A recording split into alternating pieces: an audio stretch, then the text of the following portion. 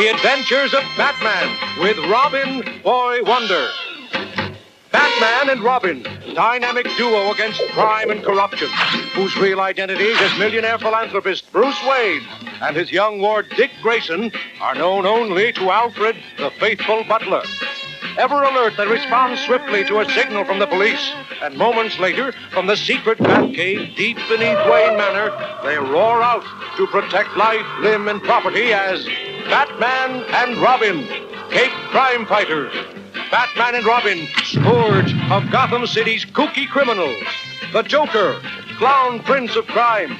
The Penguin, pudgy purveyor of perfidy. And the cool, cruel Mr. Freeze. Watch out, villains. Here come Batman and Robin. Welcome back, citizens, to an all-new episode of the Batcave podcast. It's your old bat chum, John S. Drew here, and we're continuing that journey. We're almost there as my co-host, and let me bring him in right now, right away, the man himself from 13thdimension.com, Mr. Dan Greenfield. Hey, Dan. Hey, John. So, like you said last episode, we're about 3/4 of the way through this. We're almost done here. No, I don't want it to end. I know. It's been fun. And it has been a great time. And, you know, in every episode, we've always had like a mix of villains, or even if the villain was featured twice, there was always a team up. Here, we're dealing straight with a Catwoman-only episode, a duo of Catwoman stories. Yeah, now, here's the thing. As we actually talked about this last episode, the documentation on Filmation is pretty poor. Right. You know, you can't really trust the dates that are out there, that whether it's on Wikipedia or IMDb, or I haven't really seen anything that seems 100% trustworthy in terms of when some of these episodes premiere. Now, if you if you watch the episodes the way they're paired on iTunes, yep, or on the discs, the pairings are different. Yeah. We've been going by roughly what Wikipedia has as the debut dates, knowing that might not be 100% accurate. So it's quite possible that these are paired for that reason, but when they aired, they may not have been paired. You know, it's quite possible that the episode as it ran on that Saturday morning, it wasn't these two together. But nevertheless, this is the order in which we're doing it, so we've got the two of them together. So for the purposes of your listeners, yes, this is an all Catwoman extravaganza. Right, exactly, yeah. So let's get into it here. Let's talk about these two stories. The first is the two-parter from Catwoman with Love by Bob Haney. Yes, Bob Haney, one of the all-time great Silver and Bronze Age writers, of course, well-known to comic book fans for a lot of things, but probably best known for his work on Brave and the Bold, which frequently featured really weird and not always logical, but always entertaining plot points and story ideas. Yeah. Now, last episode, we talked about Simon the Pieman. We talked about how there was so much stuff crammed into that introduction. We even forgot a few things at first when we were talking about it. This one is short and sweet to the point. In the library of stately Wayne Manor, Bruce Wayne and Dick Grayson relax from their secret roles of Batman and Robin. Holy Cupids, Bruce. Tomorrow's Valentine's Day. I almost forgot. Hope you didn't forget all those girls who send you Valentines every year. Oh, I don't get that many. Forget the hearts and flowers. It's villains and brickbats time again. Come on.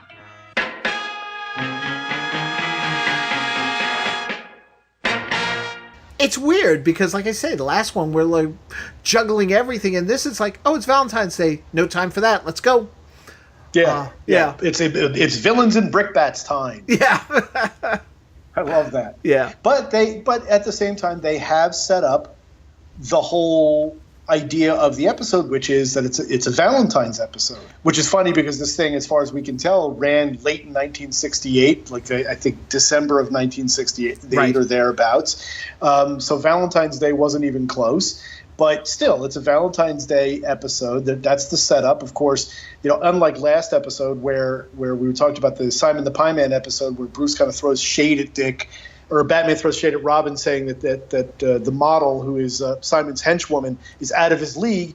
Here, he's needling him because he keeps getting all these Valentines from girls ahead of Valentine's Day, and it kind of embarrasses Dick. He's like, "Oh, gee, Bruce, I don't want to think about that," or something along those lines. Right, exactly, yeah.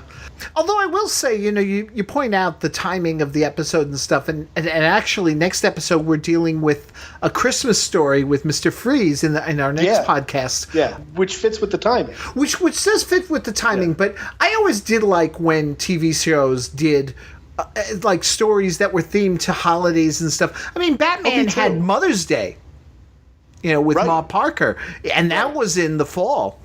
Yeah, that's true. It's true. Yeah. So they arrive at Gordon's office, and Gordon has a series of gifts from the 4 main villains. So they go down to the basement of police headquarters and open each one carefully behind this large brick wall with a little glass structure so they can look through it. Batman's manipulating each of the gifts with like these mechanical arms. Joker's sent a deck of cards that explode. Penguin sends an umbrella that, when opened and closed several times, explodes.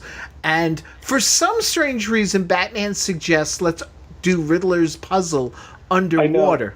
I know. Yeah. I know. Where he got that idea, all of a sudden, I love that. Why he didn't do that with the others, but it's a setup for the payoff, which is that once the puzzle's done and you expose it to air, then it explodes. Right. This is, I got to tell you, this is one of my all-time favorite sequences from the show. I don't know why I find it so appealing, but but it just is. Mm-hmm. You also have, of course, the puzzle is of Batman and Robin themselves, and when the arms lift it, then the explosion happens off screen. But I remember, what we've talked about how much we remember of Filmation as we've done these podcast episodes for the last several months. And, I watched these as a young kid in syndication on Channel 5 in New York. Right. And they weren't always on. It wasn't constant. They would go and then they would go away, and then they'd come back on and they would go away. And I remembered watching the show more as an idea than watching individual episodes or even individual sequences. So in watching a lot of these episodes as we've done them, a lot of them are very fresh to me. Whether I remembered seeing them, maybe I remembered a little glimpse. I remember the whole idea. This episode, on the other hand, is something I remember really, really clearly. And this sequence is something I remember really, really clearly. It always stayed with me. And I don't know if maybe it was re-emphasized, because this was one of the episodes that was included in the Superpowers VHS from the 80s that collected some of these episodes. But we're going to get to it, and I don't want to go too far off point, but this is one of the best episodes of the entire Filmation Batman run. It is easily one of the best 2 or 3 episodes that we get to see. And it starts out really well, just with this whole interesting offbeat. I don't even know if it's offbeat, but this really interesting beginning with this bomb detection device that they have downstairs from police headquarters. But just the deliberate nature of it, I just love the way it all plays out. Is it possible also one of the reasons this sticks out for you the way, like, for instance, certain episodes of the 66 series stick out for me, is that whole idea, too, of, yes, we know this is a Catwoman story, but we're having a continuity of our universe by bringing up the Joker, the Penguin, the Riddler. Oh, definitely. Definitely. I'm sorry, go ahead. No, I was going to say, I loved in the 66 series, Ma Parker, there's Catwoman there. Or for that matter, even in the first season, there's like 2 or 3 references to Catwoman before she even premieres on the show. And I love that kind of stuff. Yeah, and this, as we've said many times over, there are a lot of team-ups, and there are a lot of times that the multiple villains show up in these episodes. But you're right. There is something really to the idea that even though this is a Catwoman episode, there are references to the others that exist that gives a richer element to this episode. Mm-hmm. And it just feels part of a larger piece. And I really like the way it plays out. Mm-hmm. Yeah. This is the Catwoman's Valentine. A cat wearing a valentine. Roses are red, violets are blue-o, and I adore the dynamic duo. Signed, Catwoman. Holy bad rhymes. Wait, there's more. Catwoman says though she's our enemy, she really admires us and declares a Valentine's Day truce between us. A truce. Can we believe it? Look, she likes me. Let's keep her for a good luck charm. Only after she's checked from whiskers to tail for booby traps, gizmos, and gimmicks. Valentina. That's a good name for her, Batman. Okay, but why should Catwoman declare a truce and send us a Valentine's gift without a gimmick? Or she probably got a little sentimental. For some reason, I do remember as a kid being a little, I don't know what the right way. I used to find Valentina a little creepy. Yeah, well, it's with the way look.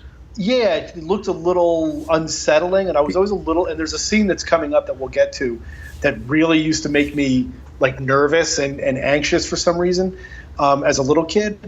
But there's something a little off-putting about her. But at the same time, the way she behaves and the way she's often animated is very true, very much like what it's like to have a cat. Mm-hmm. And she actually, and when I was rewatching the episode, preparing for this, we have 2 cats, and I'm watching it. I'm like, that's how cats act. It's even that they draw her somewhat anthropomorphized because of the way that she's illustrated. She really does behave like a cat behaves, and I really like the fact that they kind of stuck with that as the episode goes on. Yeah, they did. They did. Now, what Batman and Robin don't realize is that Catwoman has some kind of a tracer. We don't know yet what it is on the cat. It allows her to keep track of the two while she commits crimes on the other side of the town. It's a great little scheme, and also Batman was suspicious right off the bat. He was. Robin wanted to keep Valentina, and Batman was like, "Well, hold on, we have to check the from whiskers to tail. We have to check this cat out because something's going to go." Especially when you consider all this other stuff exploded.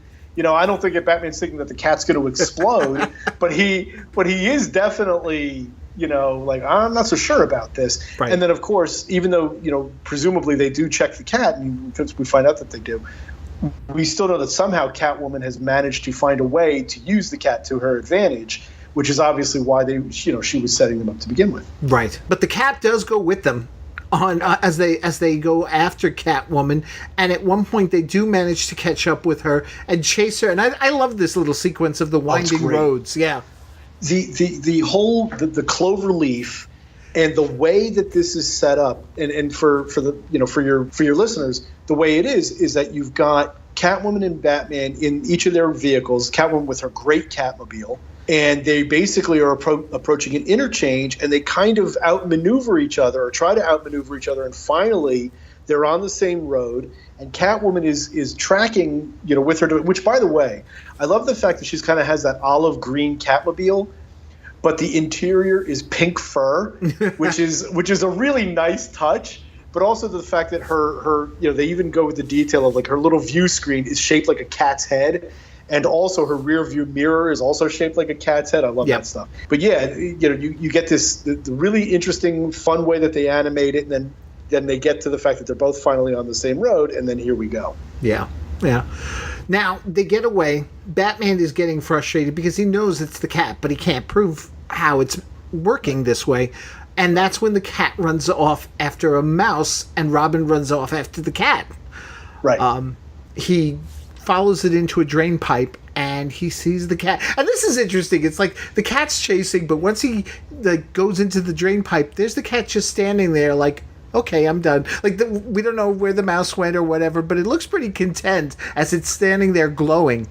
Yes. Yeah. And it's the glowing that freaked me out when I was a little kid. Really? I don't know. I don't know what it was, but I love also it has a sound effect. Holy phantasmagoria! Come on, glowworm, we've got to check you out. Yeah. It's not just glowing. It goes, woo, woo, woo, woo. And I remember that look, and it gave poor little Valentina, who is just being a cat, by the way. It gave Valentina this sinister kind of, I don't know, a mood or whatever it is. It gave her there was something sinister about her. Right. I'm repeating myself here. That wasn't, she's just a cat. Mm-hmm. But I remember as a kid thinking, oh, this is scary. she's glowing. She's got this kind of malevolent look on her face when really, like you said, she's just satisfied. And I remember feeling really unsettled by it, and that it gave this episode in particular an extra element of danger that most of these didn't. So, I know that really was not their intent, but that's just how I took it. Took it when I was 5 years old. But even now, when I see it, I'm really impressed by the way Valentina acts. I love the way she nestles into the Batmobile like it's her home. Right. A cat who's comfortable. This is what a cat does. Even though the fact that she's sitting in a convertible, and cats hate cars, so it's really weird. But yeah, this is now we finally get to the bottom of why it is. Well, now we don't know exactly what's up, but now we know something is up. Right. Well, we know once we get back to headquarters, their police headquarters, Batman confirms the cat is sprayed in a chemical that gives off radio waves. And how cruel is that? I know. How cruel is Catwoman? We've always said that Catwoman, or I've said anyway, is the most ruthless of all the villains of the show. But, she's supposed to love cats. Yeah. I can't believe that she would spray this cat. The poor thing. It's very upsetting. Very upsetting. So Batman decides to leave the cat behind so they can go search for Catwoman. Now, meanwhile, Catwoman, thinking they're still at police headquarters because that's where Valentina is, plans to rob Spiffany's. Yes, of course. That's right out of 1966. Yep. Spiffany's Gem Tower. Yep. And of course back at police headquarters. Babs, take charge of this feline. I just got word Batman and Robin have Catwoman in a trap at Spiffany's. I'm on my way to help, and don't let that kitty out of your sight. Catwoman cornered by the Dynamic Duo, huh? That's one showdown I must be in on, as Batgirl. Little do they know, or little does Barbara realize, that the reason that the cat has to stay there is because Catwoman can track it. Because what does she do? She gets in her bat cycle, puts the cat in the sidecar, which is awesome. Yeah. And then goes on the move while Batman and Robin, I guess, are closing in on Catwoman at the Gem Tower. Right, exactly. Although I thought it was funny, I'm like, every other time Batgirl is aware or fully aware of the situation because, her father's always talking. She's like, well, this is an opportunity for me to get in as Batgirl. She's missing this key piece of information. Right, yeah. Right. So either, I'm not sure if she didn't hear or if she wasn't quite there yet or whatever it was. She brings the cat along, and then Catwoman realizes, okay, the cat's on the move again, but she mistakes it for Batman and Robin, and then what happens? Exactly, and that's when she calls her own men back, but they don't get away. Batman and Robin are able to capture them, but she does. And Batgirl follows after her, but Valentina jumps out of the cycle before, it takes off. Right, yeah. Exactly. Yep. Yeah. Now, Catwoman sees Batgirl approaching, so she ejects. I'm assuming they're the same thing we see later, although they look more like boomerangs. They're her cat claws. Yeah, which is great. Yeah. I mean, again, I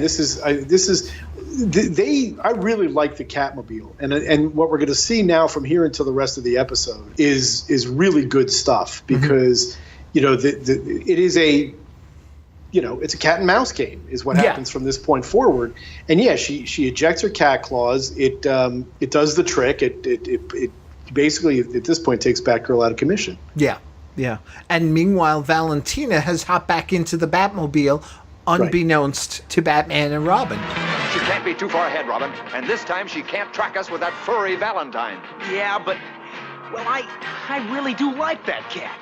And that cat sure likes the Dynamic Duo. Too much. Enough to lead Batman and Robin into bigger trouble as she pinpoints their whereabouts to the Catwoman. Don't miss the exciting conclusion. Coming up next.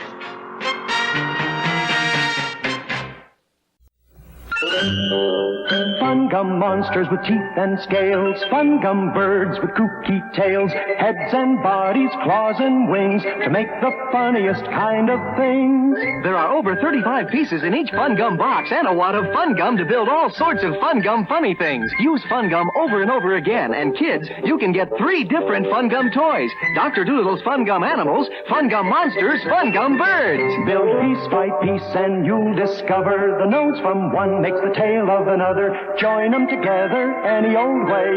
Remco's Fun Gum makes 'em stay. The fun begins, but it never ends with Dr. Doolittle's animal friends.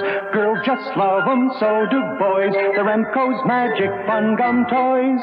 Build silly animals with Dr. Doolittle's animal set. Build scary monsters with the Fun Gum monster set. Build crazy birds with the Fun Gum bird set. Fun Gum by Remco. Have you tried Wonder Bread lately? Wonder's new extra baking step makes it better than ever. Oh, it sure is. It's firmer and full-bodied. It's got a richer, deeper flavor. Did you ever see toast as perfect as this? Slices seem to stay fresher and longer. Have you tried Wonder Bread lately?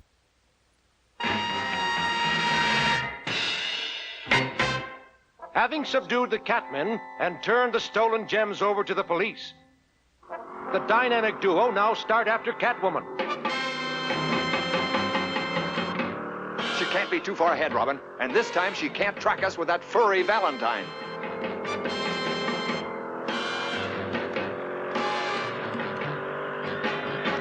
That's what you think, Batman, because not far ahead. Wow! That blip again. The Caped Crusaders are after me.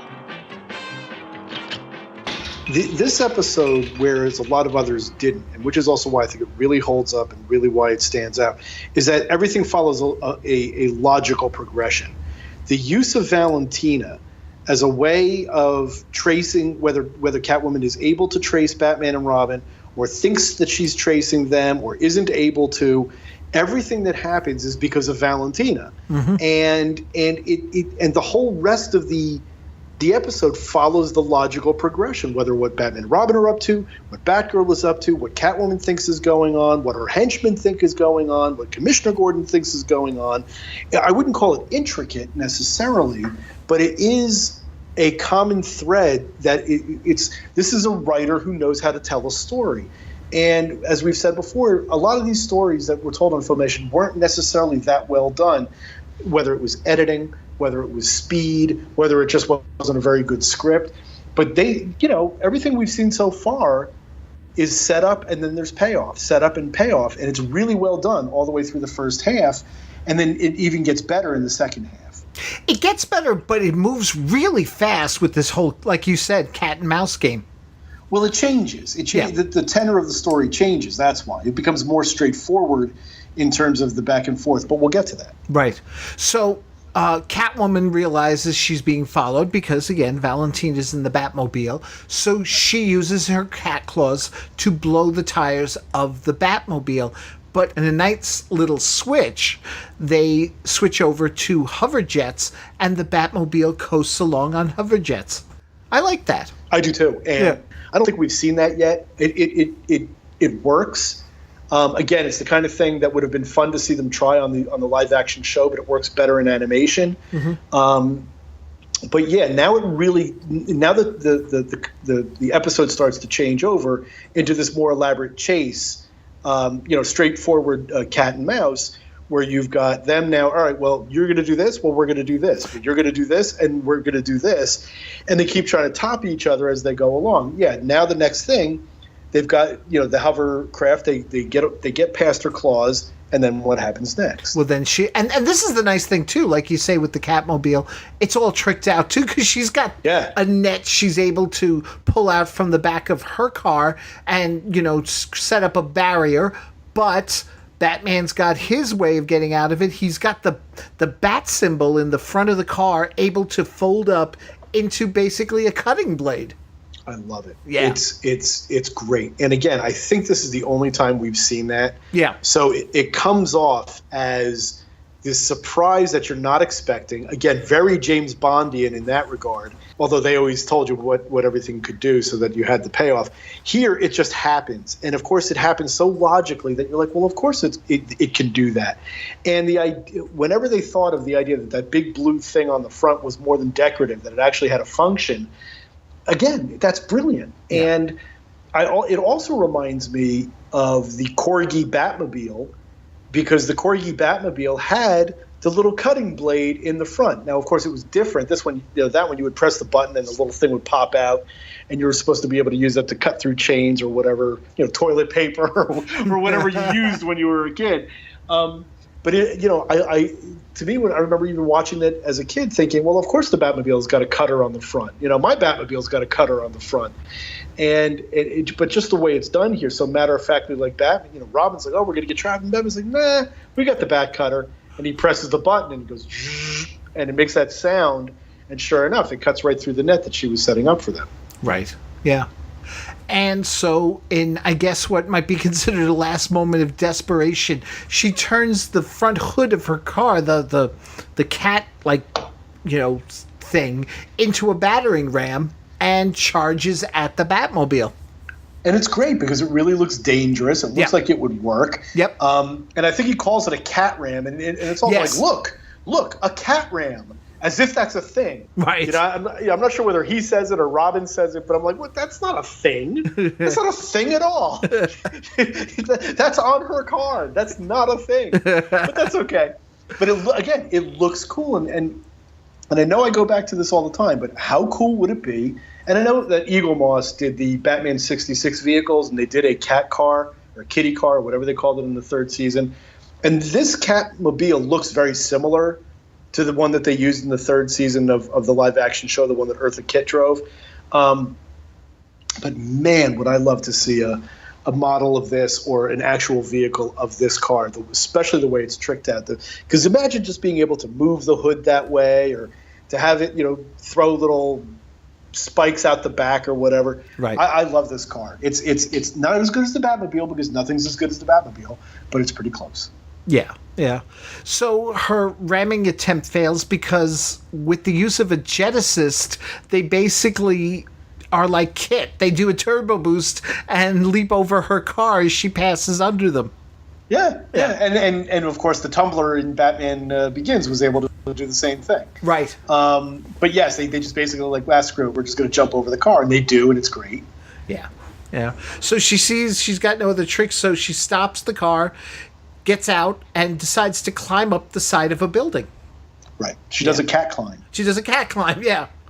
The two Batapult after her, but they don't clear the top of the roof. Instead, they come landing on a water pipe, I guess, that's lining there along the top of the ledge there of the building. And so they're hanging on, and before they can climb up, she starts whipping at them. Oh, I know. Now she's so ruthless. Yeah. And she's not having any of it anymore. Right. Now she just takes out the whip and she's like, I'm gonna get you. And she just starts swatting their hands back and forth. And imagine how painful that would be. Yeah. And then of course Valentina is like, wait, hold on. Yeah. And I love how Valentina comes to the rescue here. And Batgirl shows up at the same time. Yep. And Valentina, who magically is now able to run up the side of a building. I hate to tell you, folks, cats can't do that. Right. But okay. And then what happens is that she attacks Catwoman. She attacks Catwoman. Yeah. I guess she was pissed off that she had irradiated her or something. Yeah. But she loved, obviously she was now on the side of Batman and Robin. She was happy with them. They gave her a nice home. And so she goes after Catwoman. And while she's doing that, they're able to climb up. And they're surprised by Catwoman's men. Where did they come from? Uh-oh, we're surrounded. Come on, hit him, chum. Yeah, I don't know. There's like 4 of them. Right. You got Batgirl, you got Batman and Robin, Valentina, and Catwoman all on the roof. Yep. But now, Batgirl, recovered from her fall, reaches the scene. What a mess. I not only let Catwoman clobber me, but I lost that cat Dad gave me to watch. The cat and Catwoman. This is my big chance to stop that witch. Batgirl manages to capture Catwoman by knocking her into a billboard for Valentine's Day candy. Yeah, wah wah. Yeah. But the very ending is weird because once they wrap them all up, they're back at police headquarters, they're talking for a few moments, and it's like about 30 seconds, maybe 40 seconds. It's like they run off, Batman and Robin, jump into the Batmobile, drive off, the music's playing, and it's like this whole 30, 40 seconds. I'm like, wow, I guess there was nothing else. We couldn't do one more little gimmick during the cat and mouse game. Do you know what it felt like to me? It felt like to me like the end of a series. Yeah. It felt like it was like them riding off into the sunset. They didn't have the, you're right. There was no big ending. I don't know if it just ended short and they decided to tack it on at the end, right, or whatever it was. But the feeling of it was like the end of a series, and this is just the way they ended it. Them riding through the city, off to their next adventure or headed home or whatever it was. But you're right, because it goes on for kind of an extended period. So it does make it noteworthy. But that was kind of that's the way it felt to me. Right. Yeah. But overall, I loved this. You're right. This is one of the best ones. Oh, it's really great. And and the thing is that as I have been, I don't know, I don't want to say mean about it, but I've not been secret about the fact that I did not like Jane Webb's Catwoman voice. Right. And I wasn't going to go in a whole episode, especially since an entire episode about Catwoman, without mentioning it. She was a wonderful Batgirl.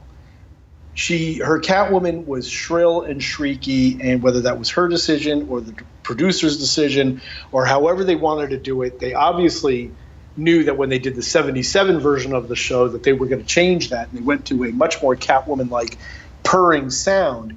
I think that the episodes all would have been a lot better, because the Catwoman episodes tend to be really good episodes, but that was always a distraction. I'm able to forget that for most of this episode. It's such a good episode. It's so engrossing. And like I said, it holds up right next to How Many Herring in a Wheelbarrow, Partners in Peril, some of the episodes that we've talked about that are really like high watermarks for the series. And not just like goofy, funny ones like Simon the Pie Man. I'm talking about just really well-told stories that have a lot going for them, that are well animated, relatively speaking, given the Filmation's limitations, well told and logically plotted.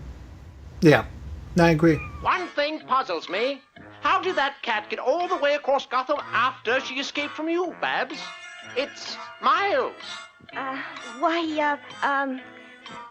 guess she just has a nose for catastrophes, Dad.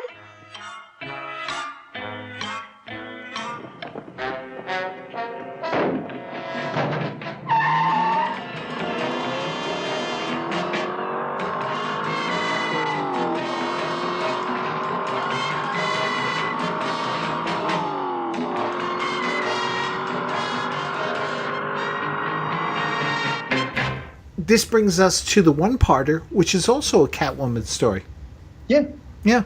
Called Perilous Playthings, written by Oscar Bensel. Now, I liked the story. I liked everything about it. But there was this little part of me that wondered if it would have done another villain better service than Catwoman, because the whole thing of giant toys and stuff just didn't seem right with Catwoman. No, it didn't, especially when you consider that just a few episodes ago we had Dollman. Right. Who was horrible. Just really bad.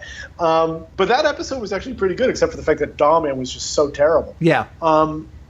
It wasn't it's not a very Catwoman-ish episode, other than the fact that she's in it.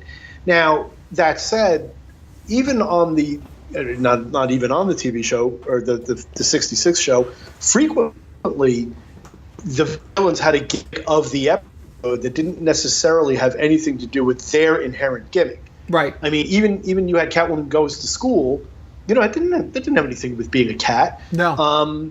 Even stealing Chad and Jeremy's voices didn't really have anything to do with being a cat. You didn't have that didn't always, that didn't always translate, or didn't always have to translate. But you're right, here it kind of comes off, and I remember thinking the same thing. I'm like, it's a good little episode. And, you can give the recap here, I guess. But, yeah, it does seem kind of weird for it to be a Catwoman episode, especially when you just coming off the second one, the first one, that two-parter, which was, had a lot more, has a lot more going for it. Right, exactly.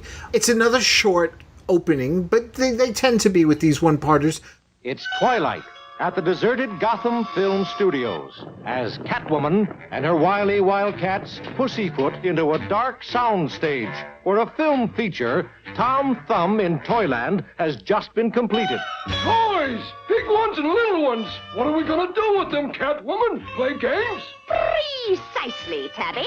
We are going to play games that will get the dynamic duo out of my fur forever. Wow!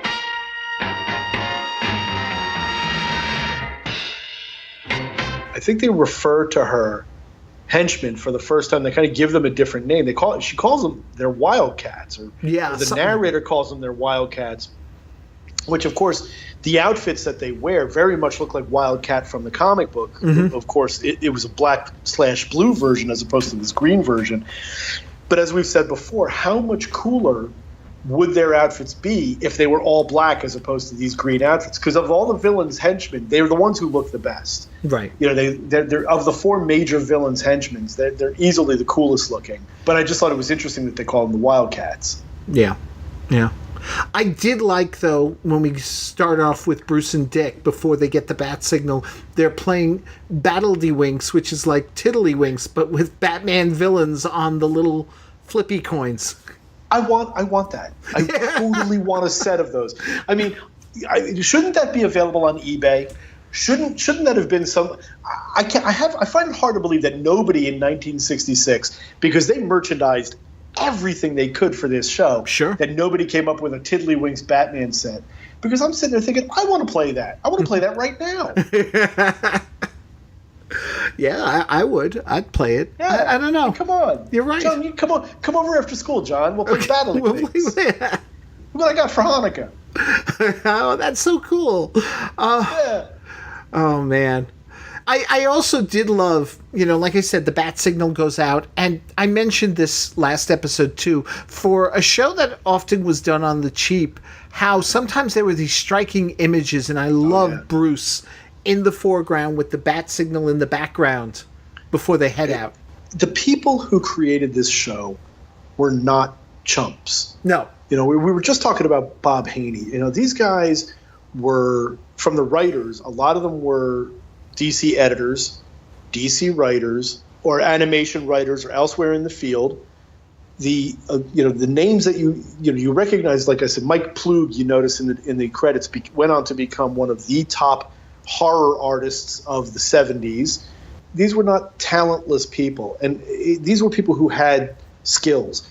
And the thing is that you look at this stuff, the reputation this stuff has is of schlock, especially when you compare to what came later in the world of Bruce Timm and modern animation. And when you look backward in the 30s and 40s, when you look at the Fleischer Superman cartoons and what Disney was doing, and there was this big middle period where animation was done on the cheap. But that's the key term, on the cheap. These were shows that were done with minimal budget, under heavy deadline, while they were doing other things. So there was a lot. It's a mishmash, and sometimes it worked and sometimes it didn't. But sometimes that inherent talent that these creators had would shine through. And frequently it was those single solitary images or the matte paintings or certain angles that would pop up that you would just kind of cock your head and go, wow, that's terrific. It would lose something when they started to over-animate something a lot of the time, simply because that's where it was getting cheaper and cheaper. Right. So they follow the bat signal, and it turns out the signal is actually a trap from Catwoman, who catches the Batmobile in a giant steel net, hauling them into a back of a truck. Right. Yeah. I'm fine. You know what? I looked at it at first, and I'm like, okay. And then what I love is because he says it's a giant steel net, but they've got these really, I guess, powerful bolt cutters that they use to sort of cut it away. Right. But I liked it. Yeah. And so they start heading back to the movie studio with them in the truck, but Batman uses the Batmobile's lasers to free them, and they escape the truck. Mm-hmm. Yeah. They, swing around, cut off Catwoman in the truck. Look! The Batmobile! But how?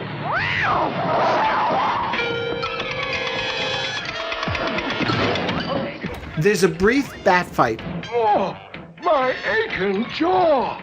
Stop caterwauling. I'll take care of them with my catnap gas.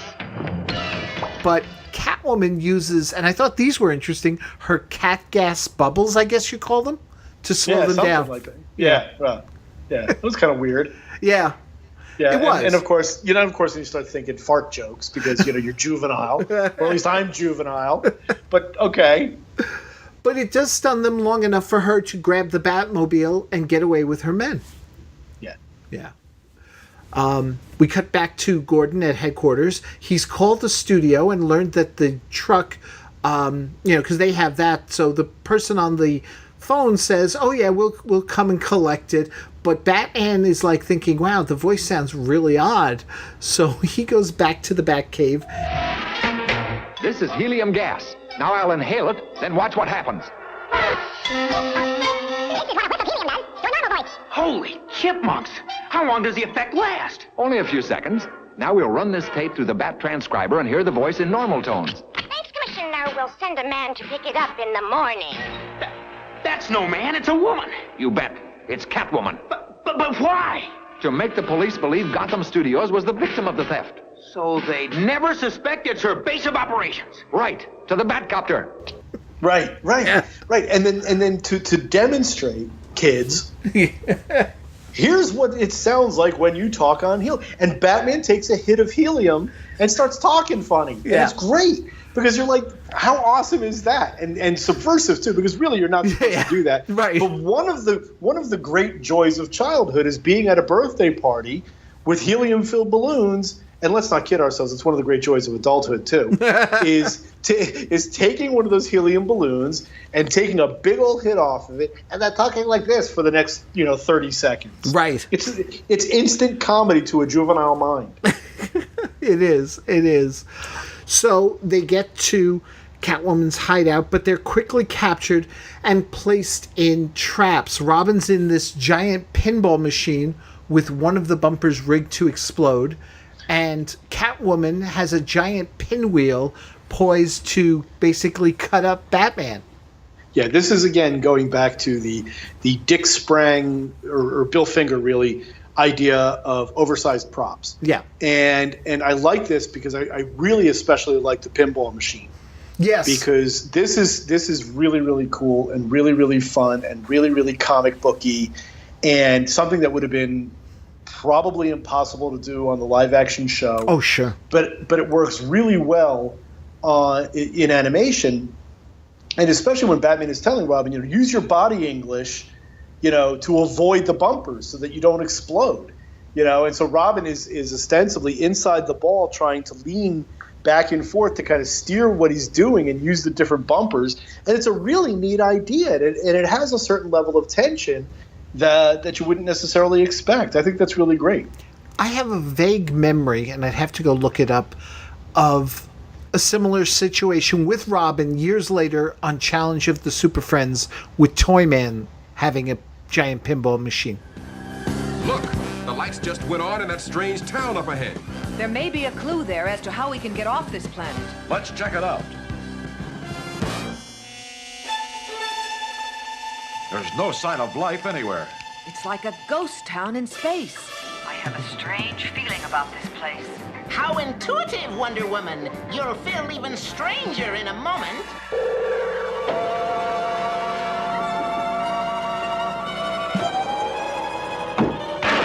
Great lightning! What's that? It looks like a giant pinball, and it's headed right for us. It's too hard to fly in this heavy gravity. Come on!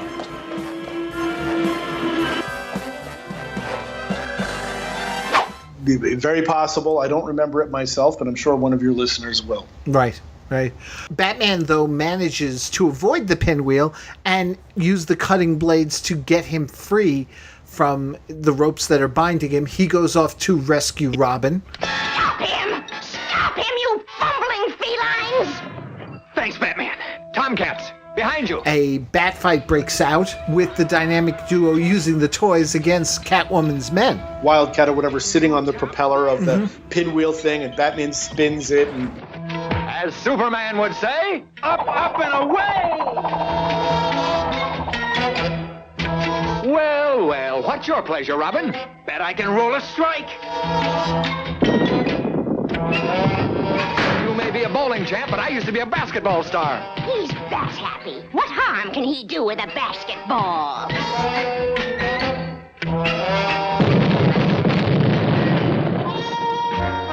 We were just beginning to have a little fun, Commissioner. Yes, Catwoman and her gang invited us to play some games with them. How nice. But I know a game they will probably all play for a long time to come. It's called Rock Pile.